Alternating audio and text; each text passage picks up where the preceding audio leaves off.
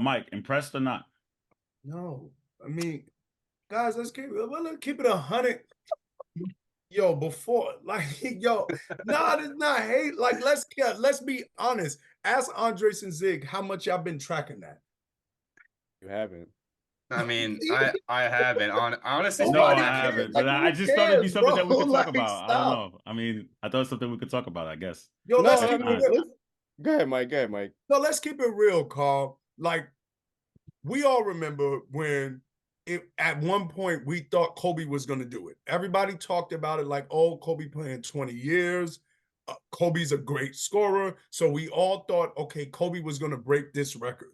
But before Kobe or LeBron, it's two ways to look at it. Is it that nobody cared about this all-time scoring in general? Or is it that nobody cared because no one thought they could break it? And that's really what we got to ask here, because before Kobe, nobody was talking about this. No one was saying who has the most total points. We kind of knew that was like a Snapple top fact, like, hey, who has the most total points in the NBA? And we all knew Kareem. But did anyone care? And even deeper, did anyone say that that made Kareem the GOAT? Because we know that's what this all boils down to, is more of making a GOAT argument. No one said that. So if it didn't make Kareem the GOAT, and obviously no one made a big deal about it then, why should we make a big deal about it now? Internally, I will admit though, I am one of those nerds that look up uh random who leads in what category when someone passes. I do look at that. Like I'm always looking at those just maybe just for my own knowledge and personal knowledge. But I always look like especially when Shaq, I think Shaq was in the top five at one point, if I'm not mistaken, right? So when Shaq did it, I was like, oh, who's on the list? And I'm looking at the list, I'm like, oh, and every time someone passed the list, I'm like, could someone potentially be Kareem? I never made it a topic of discussion, but for myself, I guess for myself, I did. So I guess I'm kind of been in that one in the minority that No, did it. I used to use the argument when Reggie retired. I would tell everyone he was 13th all time in scoring for my personal argument. But in the larger scope, who was really sitting there just caring about that like that? I don't know. Jigs, did you ever take a look at the all-time leading scoring list and I guess compare who's gonna Yeah, make I it? did. I did at a point when kind of like what Mike was alluding to when Kobe, was doing this thing. But for me, I still think it is a big of a deal, honestly. I mean, I haven't been tracking it because that's not something of mine. Like you mentioned, Carl, you look at stats and numbers of sorts. Me not so much, but you even hear of the NBA players mentioning that they do pay attention to those stats. They talk about those numbers. You even hear the old heads talk about how they were knocked down from, let's say, 10 to now 25 because of what's happening in the NBA. So it is important to those players. I don't know which fans up here really discuss it. Like Mike said, that's not something we really talk about, but 40,000 is a lot of points, man, and that just goes to show his greatness overall. You know what I mean? He got into the league. He's been playing elite from the beginning of his NBA career till all now. Well, not elite now. I'm not gonna give him that, but he's still doing his thing. So 40,000, congrats to him. Um, Still about championships though at the end of the day. So Andres, Mr. Numbers, are you impressed with the 40K? Yeah, man. I mean, you guys know me. I love stats and like I'm not trying to have like a little lie here, but like back in 2013 when I was like 13, 14 years old, they were talking about the media like to say on pace, on pace. So they were like, "Oh, Kobe's gonna pass Jordan in 2 years, 50 days, or this amount of games." And then sadly he popped his Achilles. So then they were like, "Is he gonna do it? Is he not gonna do it?" So when it did happen against the Timberwolves, if you guys remember, they stopped the game to like celebrate it, and it was a big deal. And now the other day, I know we don't like to talk about Kevin Durant, but he passed Carmelo Anthony, and he's like eighth all time, and a lot of people like to live in hypothetical land, and they're like, oh well, Kevin Durant should have been number one if XYZ happened, but unfortunately, the game's the game. Injuries are a part of the game.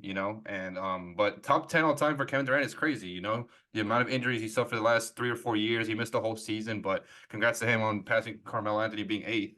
Then you look at like centers, right? Like Shaq's on that list, Kareem's on that list, even Dirk. I mean, I know he's not a traditional center. He's on that list. Like there's so many good players that we've witnessed, thankfully, that are on that list, and that's crazy to think about, right? So if we pull up the top 10, right, and we go down the list, we've probably seen at least 7 of those players, right?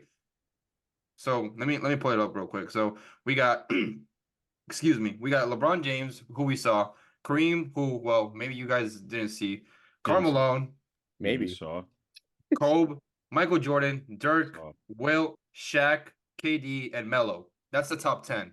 We've seen at least 70% of those players. I'm gonna say minimum 6, maximum 7. So like it goes to show how much the game has been evolving, like you guys alluded to, right? Maybe in 10, 15 years, right? Let's say, I don't know, let's say Luka gets in the top 3 or someone else gets in the top 5 or Jason Tatum. We're going to look back at this and say, hey, these guys came into the league when they're 18, 19 years old, and now 15 years flew by, and now they're in the top 10, top 5, top 3, top 7. So I just think that the evolution of the game has been crazy because, like, you think about the guy that was number 1 at one point and how Kareem surpassed him, right? And then when I got to Karl Malone, they're like, oh, he's going to surpass it, and it just didn't happen. So when you're seeing 40,000 points in real time is pretty crazy. Yeah, and I think to your point, maybe it's because, like I said, it comes back to statistics to look at. Like, we've really seen LeBron his entire career. To me, is pretty impressive. And we watch Melo, we watch Kobe's entire career. Jordan, we kind of saw half of his career in a sense, right? Because you didn't watch him in the '80s, but you watched him in the '90s. Same thing for Karl Malone, Shaq. You kind of saw his career. That's when I really started watching basketball. Dirk, you watch his entire career. So there's a lot of points you're watching these guys put up, and the fact that they're in the top 10, I think, is impressive. So congratulations to LeBron on that. Mike, did you want to add? I think it's yeah, like I said, it's like I think part of that for me is I think it's a combination of things. I think one, it was never really that prominent, other than me needing to use that as an argument for people to not say Reggie Miller's a bum when I was in high school. Other than that, it wasn't like, and it was singularly focused on this is proof that he's good. It wasn't like to say necessarily this makes him better than other people. I probably made that argument then, but now being older, understanding that's not what it's for. So is that also, I'm going to be honest, the first half of LeBron James' career, y'all all know, especially Carl and Zig know, you couldn't find a bigger fan. But the second half of his career, I've probably been robbed of the greatness because I've tried not to watch him. It was actually annoying to watch LeBron James play because of how I felt about that decision. It wasn't until maybe 4 or 5 years ago that the sting left, where it's not like that big of a deal, maybe even earlier than that. So I think part of why you all can like enjoy like 40,000 for what that means and the significance of it, it's harder for me to enjoy because I spent the second half of his career not impressed. And I think part of that is what Zig mentioned in the beginning of his point. LeBron told us to care about championships when he made the move to Miami. Then when he went back to Cleveland, then when he got Anthony Davis to LA, he told us it was about championships. So individual accolades like all-time points, I'm filtering it through what LeBron told us to judge him for. As Zig said, you have to win. So ultimately, in this ring culture, how excited can I get over a number when really we just like it because it's a round number? It's 40,000. But what does that actually mean? Thanks for watching the Sports Hit List. Be sure to like, share, comment, and subscribe. In fact, do it now.